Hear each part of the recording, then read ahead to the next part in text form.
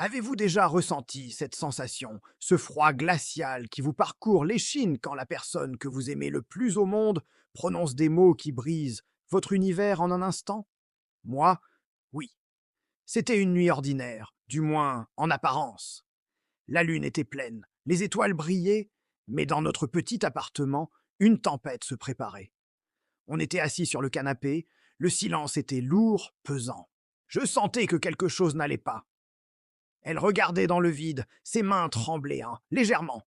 Et puis, elle a tourné son visage vers moi, ses yeux remplis d'une tristesse que je n'avais jamais vue. Sa voix était à peine un murmure, mais chaque mot a résonné en moi comme un coup de tonnerre. Ce soir, c'est lui qui me prend. Le choc, c'est le seul mot qui me vient à l'esprit. Un choc si violent que j'ai cru que mon cœur allait s'arrêter de battre. Lui, cet autre homme dont elle me parlait parfois, cet ami qui était devenu une ombre dans notre relation. Je n'avais jamais voulu y croire. Je m'étais persuadé que ce n'était rien, que notre amour était plus fort. Mais cette phrase, si simple, si directe, venait de tout anéantir. C'est lui qui me prend. Ce n'était pas une question, ce n'était pas une demande, c'était une affirmation, une sentence. À cet instant précis, j'ai compris que je l'avais perdu. Pas seulement pour cette nuit, mais peut-être pour toujours. Mon esprit s'est mis à tourner en boucle. Comment en étions-nous arrivés là? Je me suis repassé le film de notre histoire. Notre rencontre, un coup de foudre dans un café bondé. Nos premiers rendez-vous où on pouvait parler pendant des heures sans voir le temps passer. Nos éclats de rire, nos projets d'avenir, nos promesses. Tout semblait si parfait, si solide. Quand est-ce que les fissures ont commencé à apparaître? Étais-je aveugle? Avais-je ignoré les signes? Toutes ces soirées où elle rentrait tard, ces messages qu'elle cachait, ce sourire qui n'atteignait plus ses yeux. Je me suis senti tellement stupide, tellement naïf. J'avais construit mon monde autour d'elle, et elle venait de le faire s'écrouler d'une seule phrase. Je la regardais, là, devant moi, et je ne la reconnaissais plus. C'était une étrangère qui portait le visage de la femme que j'aimais. Pourquoi?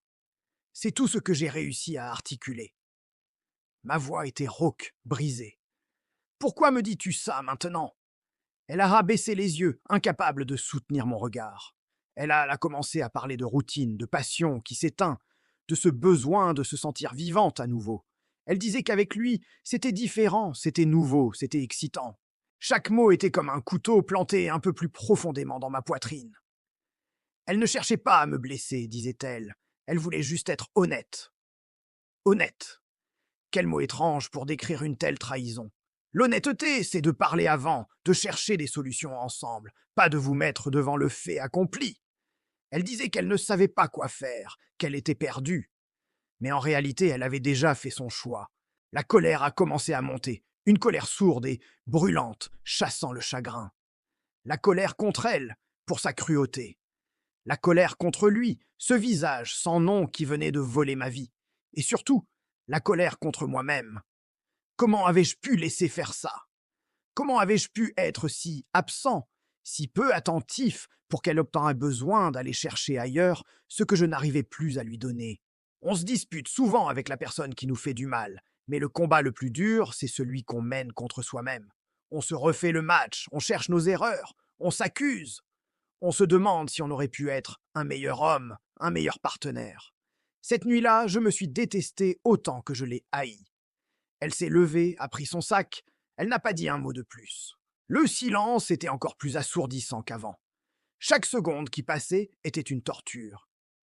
Je la regardais marcher vers la porte, priant intérieurement pour qu'elle se retourne, qu'elle dise que c'était une horrible erreur, qu'elle restait. Mais elle a fait tout vers la porte. Un courant d'air froid a balayé la pièce. Elle a jeté un dernier regard par-dessus son épaule, un regard rempli de pitié. Et c'est peut-être ça qui m'a fait le plus mal. Pas la tristesse, pas la colère, mais la pitié. Puis la porte s'est refermée. Clic. Le son final. Le son de la fin de dans notre histoire. Je suis resté seul dans l'appartement. Notre appartement, qui semblait soudain immense et vide. Les heures qui ont suivi ont été les plus longues de ma vie. Je n'ai pas bougé du canapé. Je fixais la porte, comme si j'attendais son retour. Chaque bruit dans l'immeuble me faisait sursauter.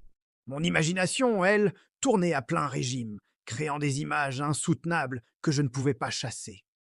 L'aube a fini par arriver, une lumière grise et sale qui filtrait à travers les rideaux. Je n'avais pas dormi, je n'avais pas pleuré. J'étais juste vide, anesthésié par la douleur. Je me suis rendu compte que ce n'était pas seulement la fin d'une relation, c'était la fin d'une partie de moi-même. On dit que le temps guérit toutes les blessures, mais à ce moment-là, je ne voyais pas comment je pourrais plus un jour me remettre de ça. Cette nuit-là a été un tournant. J'aurais pu sombrer, me laisser dévorer par le ressentiment et le chagrin. Et croyez-moi, la tentation était grande. Mais au fond de ce puits sans fond, j'ai trouvé une force que j'ignorais posséder. La force de me relever. Ça n'a pas été facile, ni rapide. Il y a eu des jours, des semaines, des mois de douleur. Des moments où j'ai cru que je n'y arriverais jamais. J'ai dû réapprendre à vivre seul, à reconstruire ma confiance en moi et dans les autres. J'ai beaucoup parlé, à des amis, à ma famille. Mettre des mots sur la douleur, c'est le premier pas pour s'en libérer. Il est crucial de ne pas rester seul avec sa souffrance. Parler, c'est déjà commencer à guérir. J'ai aussi compris quelque chose d'essentiel. Son départ n'était pas seulement de ma faute. Une relation, ça se construit à deux, et ça se détruit à deux aussi.